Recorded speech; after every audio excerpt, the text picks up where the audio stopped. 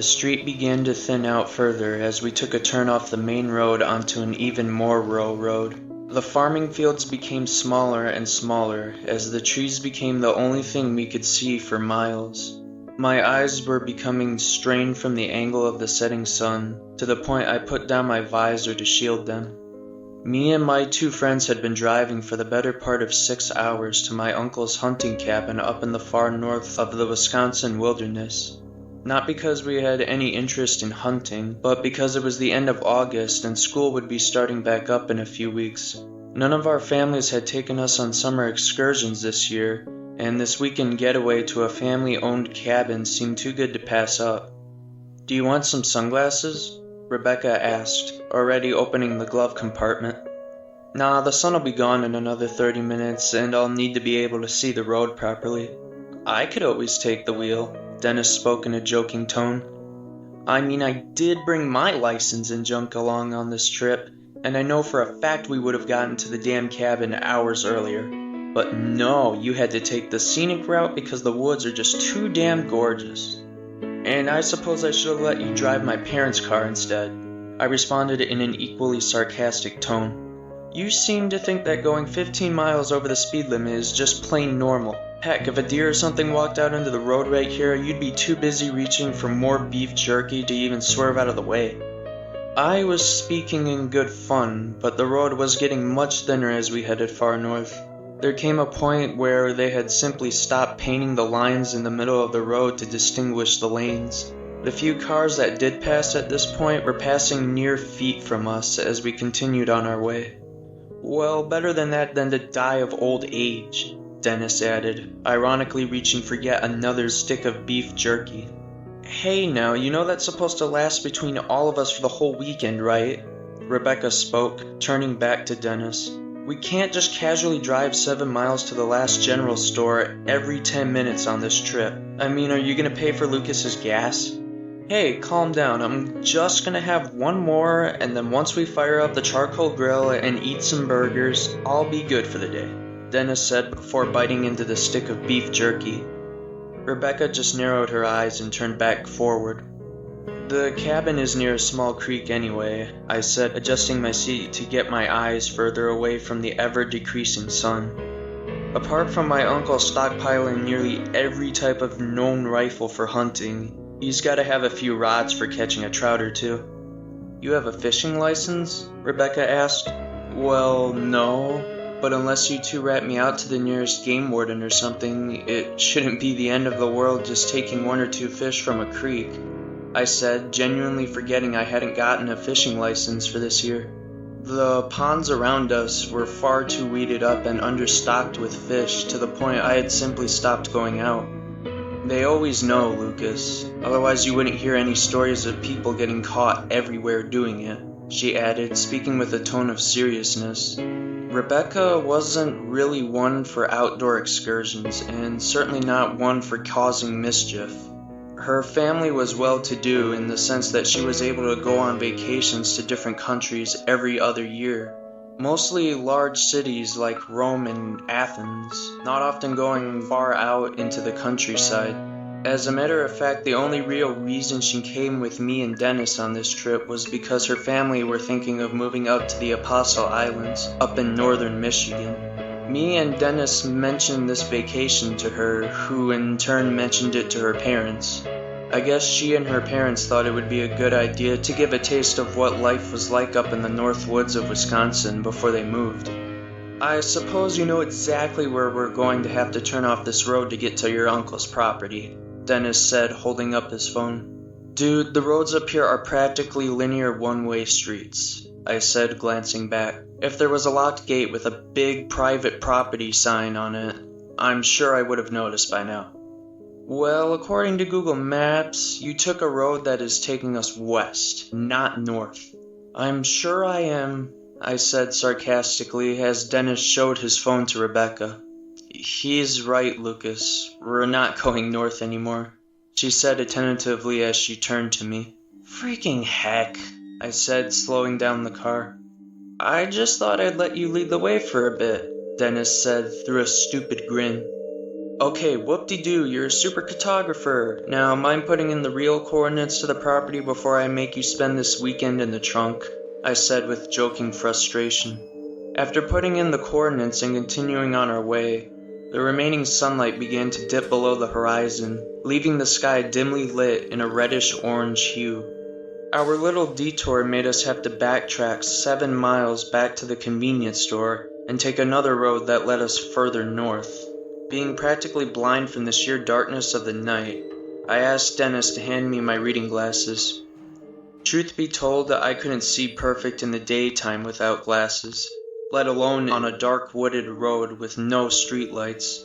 If any one of us was truly in danger of hitting an animal, it'd be me for sure now. This was partly why I had only seen the gate and the road leading to my uncle's property just out of the corner of my eyes while Dennis was attempting to get a proper signal from his phone. I quickly put my foot on the brakes and then reversed the car to shine the gate in the car's headlights. Dude, you told your uncle we were spending the weekend here, yet he still had the gate all locked up like he's got Fort Knox's gold stash in there. Dennis spoke out as I put the car into park just outside the locked gate, his joking tone having devolved into a more tired and impatient mood. Well, there isn't much worth hunting right now this time of year, and he obviously didn't want any squatters thinking they could just trespass on his property. Rebecca spoke back to Dennis, seeming equally tired and fatigued from the drive. Lucas has the key though, right?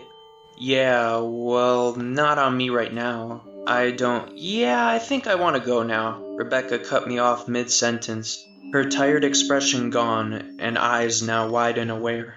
Oh, calm down. What I meant was I don't have them on me because my uncle told me he hid them under a rock near a mosquito sign. All we gotta do is go get it, open the gate, get in the cabin, and I'm gonna go sleep. I'm way too tired right now to start up a charcoal grill and make some burgers, I said after fighting a yawn. It was getting far too late now to do much of anything, and I barely wanted to get out of the car and walk a few feet to the rock to get the key, much less unpack and make sure Dennis didn't start the woods on fire. That is, assuming the power was even on yet to the cabin, and if not, I would have to locate the generator outside and turn that on to get the lights and AC working. Well, I need to stand up and stretch anyway, Dennis said as he stretched out his arms. We all got out of the car and took in the cold late night air. Despite the fact that it was well over 80 degrees during the day, the temperature seemed to have dropped 30 degrees in the wake of the long-gone daylight. You guys get the key. I'm gonna hop the gate and see about those burgers, Dennis said as he slid over the top of the gate and began walking down the gravel trail. Hey, wait, Dennis, you don't even know where the charcoal grill is. He'll be fine, Rebecca interrupted mid-sentence. If he's worked part-time at the public pools concession stand this far into the summer and hasn't gotten canned yet, I'm pretty sure he knows how to start a charcoal grill without burning down your uncle's cabin. Yeah, you're probably right, I said in tired acceptance. My uncle said the mosquito sign was a little further down the tree line, and I suppose there's a fake rock under it that contains the gate key. Despite knowing that my uncle had owned this hunting cabin for the greater part of his life and all of mine, I had never actually visited it. Only my dad had gone up here a few times during a few deer hunts, so I had no idea how far down the property line this supposed sign was. Me and Rebecca decided to use our phone flashlights to light up the tree line to find the sign faster. This did us good at first, but then it attracted hordes of moths who flew aimlessly around our phones. Some of them even climbed down our light coat hoods. I see the sign, Rebecca said in tired relief. It had now been a good 10 minutes of straight walking when we finally spotted it. Standing a good 7 feet tall, attached to a metal rod, the sign barely even faced the road, the top of it obscured by thick conifers and pines, a good indicator of why we hadn't seen the sign on our approach to the gate. It was like your typical road sign, a sideways square painted yellow and outlined in black. On the center of the sign was a black silhouette of a mosquito. Since when were mosquitoes a road hazard? Rebecca said through a shaded grin. Probably since the time my uncle thought it would be fun to take up a metalworking hobby and stick up corny signs in the middle of his woods, I remarked, and then looked down. All around the sign were rocks, of equal size, shape, and color. Nothing indicated what was a fake rock or what was a real rock. God, the rock under the Mosquitoe sign, he said, but not which of the 40 rocks has the key. That's up for us to find, I muttered sarcastically to myself more than anything, as we both began to sift our hands through the rocks to find the fake one. With all this secrecy, maybe he really does have a gold stash in the cabin. Rebecca spoke before smacking her hand on her shoulder, and then again on her knee. You good? I asked, turning my head towards her. Yeah, friggin' mosquitoes, she said, swatting around herself. Ha, maybe this sign was foretelling that you would. I stopped mid-sentence to swat a mosquito clinging to my hand, the insect darting away at the last second and flying away, causing me to strike my own hand instead. Or maybe the mosquitoes here are just so mischievous they troll their victims by making them hit themselves, Rebecca jokingly remarked, still swatting the bugs, as I began to as well. The few mosquitoes that were biting us began to grow significantly in number since we had started searching through the rocks. Their attacks so frequent, we both at points got up and walked around to avoid being a sitting target. Hastening our search, we simply started feeling around for what was stone and the fake rock we had yet to find. My face began to burn in itches, Rebecca not faring much better, with both of us conserving our breaths to breathe in as few mosquitoes as possible. And then I felt it. Soft plastic in contrast to the cold, rough stones we had been throwing aside in our desperate search. Got it, let's get out of here, I yelled through my clenched mouth, as me and Rebecca took off out of the tree line and back into the road, stopping to catch our breaths. Okay, it must be like some type of bad mosquito year or something. I don't think I've ever been bitten that many times that quickly, Rebecca said, still gasping from having to conserve our air for the past few minutes. I mean, we're wearing long sleeves for the cold, but we would have fared way worse if... I paused for a second. If we were wearing shorts and short sleeves like Dennis, Rebecca finished for me. Well, we only got it bad when we went off the road into the trees, and we're not getting bit up right now, right? I stated through gasps, clutching the fake rock tightly in my hands. No, not really, Rebecca said, holding up her hands and observing the bites. But your uncle's cabin is God knows how far into the woods, so unless Dennis brought some bug spray with him, he's in for a bad time. Yeah, that could be. But if he did start up that charcoal grill, the heat and the smoke would probably give him a decent amount of bug protection alone. Yeah, you're probably right, Rebecca said as we both started for the car again. I took a look at my hands. My once pale flesh had now turned shades of scattered red and pink, spread here and there with white dots. After a few more scratches, I opened up the plastic case at the bottom of the rock. Inside was an orange key for what I presumed to be the gate, and under it a silver key, probably for the cabin. My sleepiness had not faded since I parked on the side of the road near the gate, and despite our rigorous running to get away from the mosquitoes, I, if anything, had gotten more tired since then. Oh boy, I stated. What? Rebecca turned to me in confusion. If this key is for the cabin, I sure hope my uncle keeps his lighter fluid and charcoal outside. Otherwise, Dennis is probably running circles around the cabin to get away from these bugs. Good. If anything, those bugs will help him burn off all those jackalings he's eaten on this trip so far, Rebecca said, a smile building on her face. Dang, you're still teed about the beef jerky? I said, barely keeping my eyes open at this point. Hey, they're much better than just drinking gas station coffee the whole drive.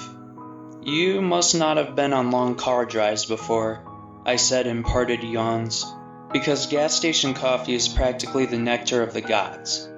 Yeah, I guess I just say anything and everything when I'm as tired as hell, Rebecca said as we continued walking. We soon came across my car again, right where we had left it, its dark blue finish practically fading in with the surrounding night.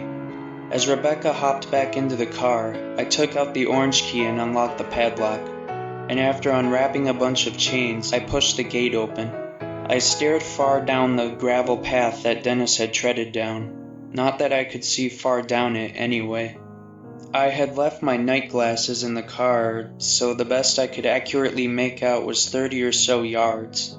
I tried to smell the air to see if Dennis had maybe started up the grill, but the only thing that came to my nose was the smell of the pine trees that practically invaded the path. I turned back around to see Rebecca tapping on the window, letting me know that she was ready to get a move on, and after a few more yawns I walked back to the car and started driving slowly down the gravel trail. The trail was far longer than either of us had thought, at least a little over a half a mile, with winding corners keeping me alerted as I turned with them. The car bumped unnaturally as we continued down the gravel path, my eyes straining the road. It seemed hard to believe that Dennis would have been able to walk this entire path while me and Rebecca were searching for the keys. Though we had been gone for around a half an hour, the trail was beginning to stretch on now more than a mile. Just how deep into the woods was this place? Rebecca soon pointed out the gap in the tree line, and the obvious form of a structure appeared into vision. While none of the lights appeared on in the structure, the size of it was less than I had expected. It was good that we had brought sleeping bags on this trip, because I could see that the cabin structure had probably only 1 or 2 rooms at best. But more than that, I couldn't see Dennis anywhere. I put the car into park a few yards or so from the cabin and got out as Rebecca followed suit. Observing our surroundings, I could see that this cabin was situated in a rather large forest clearing, with one end of it bordering the nearby creek. Further back behind the cabin stood a thin, tall structure of which I guessed to be an outhouse. Surrounding the cabin were a few electric lamps, like the ones you would find in an old-fashioned New York setting. It was weird, and certainly not the type of thing you would expect from a hunter's cabin. Straining my eyes, I could also vaguely make out several circles of concrete darted around the clearing, with pieces of timber jutting out of them, of what I assumed to be burn pits. A shed, where I guessed the generator and grill were in, stood nearly invisible just inside the tree line. Me and Rebecca began walking towards that, since Dennis may have gone there for the grilling supplies. "Hey, Dennis, are you over there?" I shouted, hearing my voice carry through the surrounding wilderness. No answer, and apart from my voice, not so much as a sound. "Hey, if you think you're gonna scare us, it's not gonna work," Rebecca said through a tired tone, now seeming more impatient. "It's like 11:45 anyway, maybe just put the grill off for tomorrow instead so we can all just go to sleep." As we approached the shed, I could hear a faint rustling sound, like someone was shifting pine needles under their feet. Slowly approaching now, the sound of a faint screech filled our ears. Imagine somebody taking a violin and straining the A key with a bow, but never running out of it. That's what we were hearing, on the opposite side of the shed. "Bro, we know you're over there, just quit this stupid act so we can go to bed," Rebecca said, now more worried than tired. The odd screeching sound grew more and more pronounced as we turned the corner of the shed, and stopped dead where we stood. My tired eyes focused on a form of pulsating darkness lying on the ground. It didn't move hardly at all, just unnatural spasms of its limbs. Its limbs. I slowly walked towards it, dark globs and specks beginning to float away into the night. Mosquitoes. More than I knew possible. My worst fears came to mind, and I had a good idea of what, or rather who it was. The hordes of mosquitoes began to disperse in every direction upon me and Rebecca's slow approach, far more than we had encountered back at the sign. "Holy crap, we gotta get these bugs off of him," I stated as we both covered our mouths and noses and used our free hands to shoo the remaining mosquitoes away. Some of the mosquitoes that flew from Dennis were normal in size, while others were larger than I knew possible. One I swore was half the size of my hand. What I saw after the torrents of insects was unrecognizable. Dennis laid in the fetal position, his eyes clenched shut and his skin spotted in large clumps of red. "Check his pulse," Rebecca spoke, now a fair distance behind me. I checked his wrist. He's breathing," I said, turning and fishing into my pockets for the key. "We need to get him out of the woods and into the cabin. Here, take the key and I'll go into the shed and turn the power on." Oh, okay, I did bring a medical case, but I left it in the car, but I'll need the power on if I'm gonna see much of anything," Rebecca said as she caught the keys. I then picked up Dennis's shoulders and Rebecca picked up his legs, and we both carried him to the entrance of the cabin, all the while resisting the urge to itch from the relentless mosquito attacks that seemed to bite into my very soul. I handed Rebecca the key to the cabin, and she immediately darted to the door to unlock it, not even getting the med pack first. I turned back and started towards the shed, quickly hastening my pace as the mosquitoes began their attacks again, with almost rhythmic precision. I was still trying to figure out what I had just seen. The way those mosquitoes completely coated my friend, it just wasn't right. I mean, it was a rainy summer, and I've seen some pretty big mosquitoes before, but for some of them to be that size seemed completely impossible. I wanted to run to the shed, but I was much too tired, my drowsiness only growing with each passing minute. My limbs felt as though they would quit and seize up at any moment from exhaustion.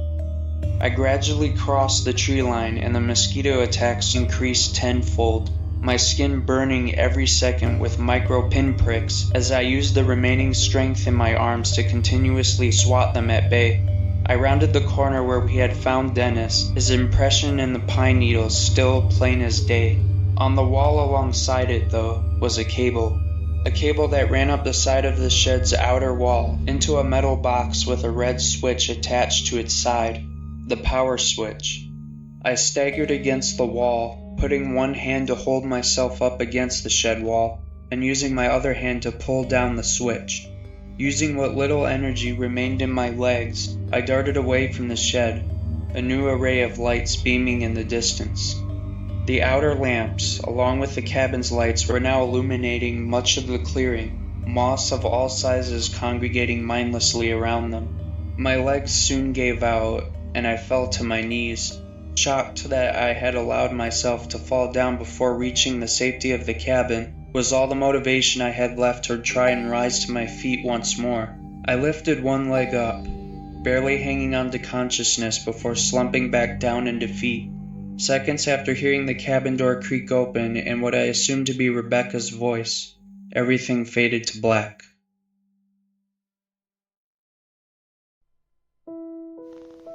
I awoke in a small shock. The type of shock you would wake up from if you had slept 30 minutes past your alarm.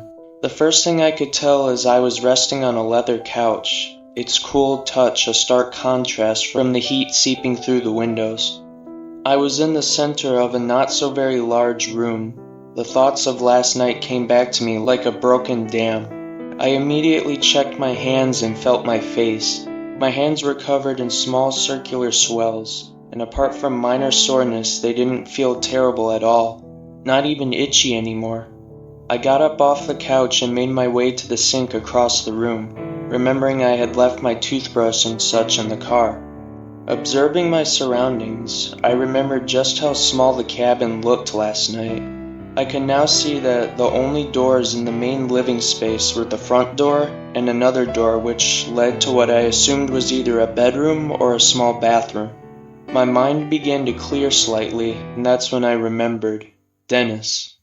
He had been practically eaten alive last night by the torrents of mosquitoes, who seemed to cover every square inch of his body they could cling to. I hadn't even thought to get him to some serious medical attention last night. I was just so out of it. The sheer amount of bite marks and swelling alone should have been the grounds for us to bring him to a doctor, or better yet, the nearest hospital. There was no way whatever medicine or medical kit Rebecca had brought along would have done him any long-term good. I started slowly walking towards the door facing the cabin's back wall, the silent hum of what I assumed to be an air conditioner inside the room being the only sound echoing throughout the cabin.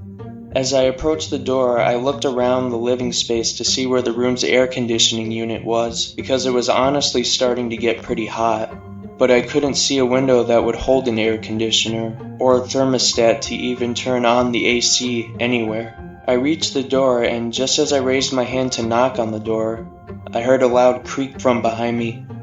"Oh, hey Lucas, glad to see you're finally awake, you really had me worried there." I turned back to see Rebecca standing in the doorway, a hiking bag strapped over one shoulder and the other hand just behind her back, as though she was packing away something. "Oh, hey, yeah, I just woke up. What have you been off doing this whole time?" "Oh, well, actually..." Her eyes flicked from me to outside the window. "I was hiking around.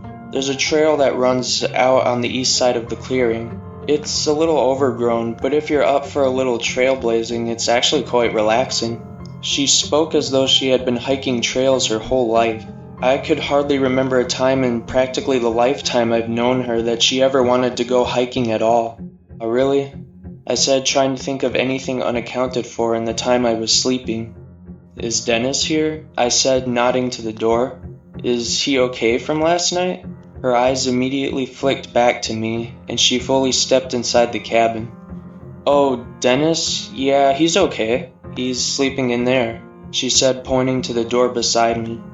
"We were all pretty tired last night. I think you and I may have been overreacting a tad, because when I was treating Dennis, he actually wasn't really bitten all that much. I mean, no more than you or me, at least. When I looked outside and saw you fall to your feet was when I was worried the most. But when I brought you in and put you on the couch, I saw that you were just exhausted and I didn't want to disturb you." Dennis woke up soon after and said that he felt a little sore, but overall pretty fine.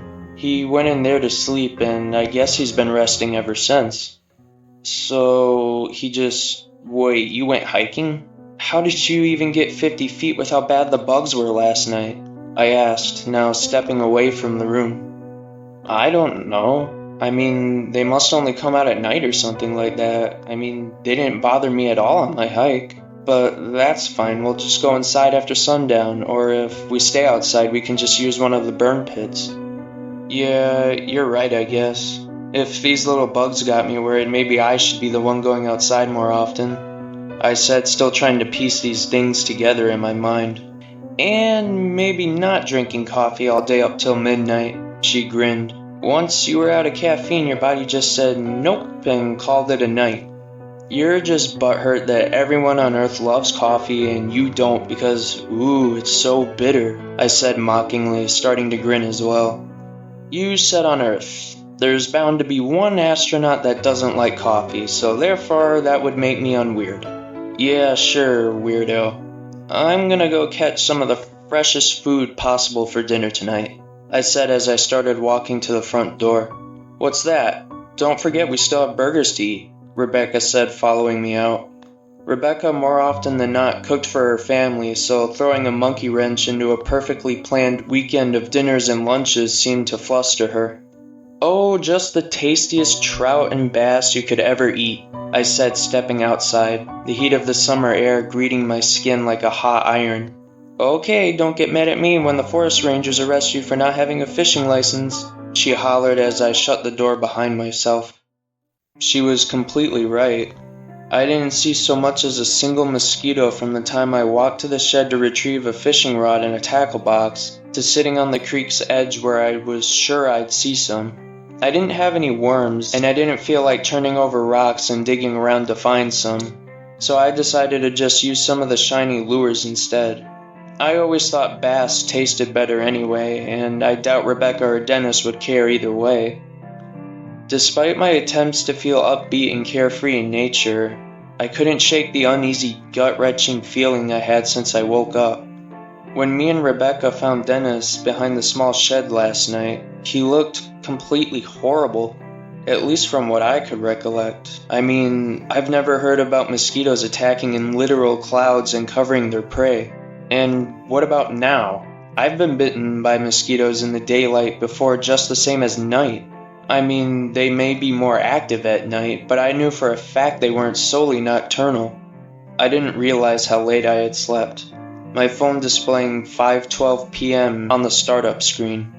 I also couldn't believe I had passed out from exhaustion last night. Even in times when I was completely tired, I was still able to stand up and maintain consciousness. Dennis sure was sleeping a lot longer than me. For the whole time I had been fishing, I half expected him to walk outside and greet me, or even Rebecca to come outside and check in on me, but nobody ever did. I suddenly felt so strangely alone on my own trip. I couldn't be sure if I was taking anything too seriously, or if maybe we had just decided to come up here under poor timing. I kind of felt bad for not waking up Dennis, or at the very least checking on him to see if he was alright. Not that he would be missing much. I had only caught a single bass in my 3 hours out here sitting. Well, at least he got to benefit from the only AC unit in the cabin. Of course he had to sleep with the door shut to hog all the cool air for himself. I reeled in my lure for the final time and sat the rod on the side of the creek, taking in what little ambient sound there were. It was weird. Everywhere else I've ever gone, to parks or even sitting in my own lawn, I could hear birds chirping and the wind gently brushing the trees. But out here, not so much as a bird chirped. The wind was practically non-existent today, leaving the heat to simply cook me where I sat. I turned back to look at the cabin in all of its small and underwhelming form. If my uncle had the money to even own this much land, I would have thought he could get a better structure than just a 2-room cabin. And the fact he only put an air conditioner unit in the bedroom and didn't bother with the main room. I focused my eyes on the bedroom windows and stopped. No air conditioner was sticking out of them. This place didn't seem like it was big enough to have internal heating, and I didn't see any machinery outside of the building earlier. If that was the case, what was that humming sound I had heard? I started hiking back to the cabin towards the direction of the south-facing wall, and growing more confused with each step. When I reached the cabin, I didn't even have to get close to hear the familiar hum I had heard earlier inside the cabin. I slowly began to approach one of the windows with care and cupped my hands to see through. The room was almost completely dark, the only light shining through being the sun coming from the outside. Someone had obviously put the shades of the windows down because I could only see through a small narrow gap, whereas the other window had been completely shut. The humming sound only seemed to grow in volume as my eyes darted to movement coming from the far right of the room. My eyes strained through the glass, trying to see the rest of the room through the gap.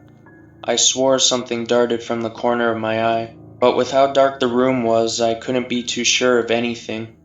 From what little light allowed, I could see the room was in shambles, with pieces of what looked like ceiling debris littering the ground. The bed laid sideways in the corner of the room, the sheets laying just beside the dresser. That's when I saw it. A dark figure lying in the dark part of the room, turned away from me and half obscured from view. I was taken aback. At first glance I must have missed them, either having blended in with the darkness or now just sitting there. Was that Dennis? What was he doing? What had he been doing? It looked as though a black bear had completely tore the room to ribbons. Did Rebecca even know this was going on? I glanced at the door that connected the main room to this disturbing nightmare. There was what looked like a tipped-over dresser in front of it, its drawers strewn out while some were absent altogether. I took a glance back to the corner of the room where I had seen the figure, to see it was now completely absent from my vision entirely. I cocked my head to one side to see if they had gone further into the darkness, and that's when it all happened at once. From the corner of the room, and faster than I knew possible, the figure blitzed to the window to meet my head level. I threw myself away from the window as it pressed its face against it, glaring at me with wide, unblinking eyes. I could see now that it was, in fact, Dennis, but now he looked more distant from the Dennis I had ever known. It looked as though every blood vessel in his eyes were ruptured, leaving his once white eyes a crimson red. His rotted and brown iris all but entirely consumed his pupils, leaving them to the smallest black pinpricks imaginable. Apart from peering into my soul with unblinking eyes, his skin was so pale it looked as though he had been left to freeze in a winter climate. He limply lifted up his arm and dragged it down the window, allowing me to see that almost every fingernail he had was shattered or bent back. And his smile. Apart from almost reaching from ear to ear, I could see black dots floating around inside and flying out of his mouth. The more I looked closely, I could see that he was covered in them. some even managing to crawl out from the tear ducts of his decaying eyes. Still others seemed to burrow out from his pale flesh, flying around before quickly going back to their newfound vessel. The hum I had previously heard began to develop into a familiar screeching sound that snapped me back to my senses. I had to call the police. I needed to get an ambulance here immediately. I needed to get me and Rebecca out of this forest. A sharp and sudden slam of metal struck the back of my cranium. In my attempt to pull myself back to my feet, the percussion sent me falling right back to the ground as my vision began to blur. "Sorry, I'm really sorry," a voice seeped out, as everything around me whirled into a void of darkness. The smell woke me up before the chill of the night air crept in. The floor dirty and uneven. Small amounts of dim moonlight seeped through the small cracks near the floor. In dazed confusion, I leaned up, only to hit my head on the ceiling mere feet above the ground. I think I knew where I was. With the appearance of this narrow cross space, I think I was underneath the cabin. I went to shift my legs but felt a massive spike of pain in my right leg. I went to place my hands on my shin, only to have my stomach drop. My shin bone was snapped in 2 fragments, one of the shattered plates of bone jutting out of my skin. I gritted my teeth in pain and panic as I began to contemplate calling for help. I lifted my hands and began to press against the floorboards above. The boards bent to a small degree, but I wasn't about to try and shatter the boards. If whoever did this was still around, I didn't want to let them know I was awake. I winced in pain as I dragged myself to the side of the crawl space that the moonlight was shining the brightest through. The smell of decay was seeping through the floorboards, accompanied by an all too familiar hum. I could see clearly that the bottom of the cabin had gridded, thin boards attached to all sides of the cabin. It would be sure less noisy if I tried to remove or even break a few of these to get out.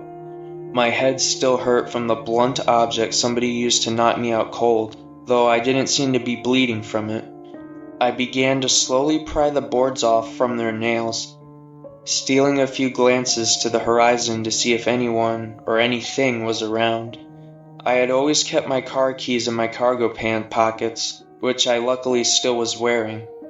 There was absolutely no way to contact the police out here. The nearest connection my phone could receive was the town 7 miles back. If I could just crawl my way out to the car, pull myself up, and get in as fast as possible without gaining any attention. The pain in my leg was growing less intense the less I shifted it, and the same sleepiness I had experienced a few days ago was slowly beginning to return. The adrenaline and the will to survive should have been all the motivation I needed to stay awake, but why was I now so unbelievably tired? Taking breaks between itching a few new mosquito bites and fiddling with the boards, I became careless and simply broke the remaining boards off and crawled out from under the cabin. The clearing was still, and the woods ahead presented nothing alarming. The sounds of locusts and crickets were the only things audible in the vast expanse of wilderness. Grabbing onto the outer wall of the cabin and taking a quick glance behind me before hobbling forwards towards the front of the cabin, my car was in sight, no more than 30 yards away from the corner of the cabin.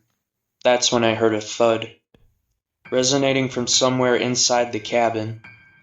I dropped back down to the ground, dreading I may hear the cabin door open at any moment. Another thud sounded, followed by the sound of dragging before another thud cut it off. My drowsiness was not subsiding in the least. If I wanted to be safe, I needed to get off this property as fast as possible. I could sleep in the car in the town, or hell, even on the side of the road, just anywhere but here. Still on the ground, I began to crawl as fast as possible to the car, trying not to make any sound as the gravel crunched below me. My muscles began to twitch erratically, now clinging onto the car and raising myself back to my working leg and flinging open the car door. The lights in the car, of course, flicked on to light the car's interior, letting anyone around aware that I was making my escape. I used my last remaining strength to pull myself into the car and slam the door shut. My spasms began to grow to shakes, as if I had just crawled out of a glacier. After several failed attempts, I slammed the key into the ignition and sped off down the gravel trail, the car bumping and shaking to the same degree as me. What the hell was wrong with me? I jolted my head down to look at my broken leg to see I was somehow driving with it, the bone jutting out further than before, accompanied by a stream of warm blood. The pain hadn't even registered when I pushed it down on the pedal. This realization made me sick, sicker than I now already began to feel. My vision began to be covered in black streaks as I struggled to keep the car on the road, as a growing humming sound began to radiate in the car. While the world around me began to close in, a figure reflected off my car's headlights, their spindly form and long brown hair all too recognizable. It was Rebecca. I turned the wheel hard over, sending the car into a skidding motion. The car slid unstably across the gravel and began to spin off the trail. My head swiveled to a tree before the car violently slammed headfirst into it, throwing me straight through the windshield. I tumbled forward, sticks and rocks cutting into my limbs as I rolled forward and slammed into another rock, fracturing my ribs and knocking the breath out of my lungs. My car's lights flickered and sparked as smoke gushed out from the crumpled engine. Rebecca began to trudge forward, her face showing no regard for what had just transpired. I could no longer move, my body racked with numbness and continuous spasms as my vision dulled to a crimson red, the hum of mosquitoes becoming the sole sound resonating in my ears. Rebecca grew closer into view, saying something indiscernible as a creeping grin grew across her face. Her shoulders and hair covered in clumps of mosquitoes, her shining teeth glinting with pink and red. My vision was all but red and dim black streaks. Rebecca's form fading fast as all remaining feelings left me. Rebecca leaned in and uttered one final phrase. "Your uncle was right. The bugs are murder up here."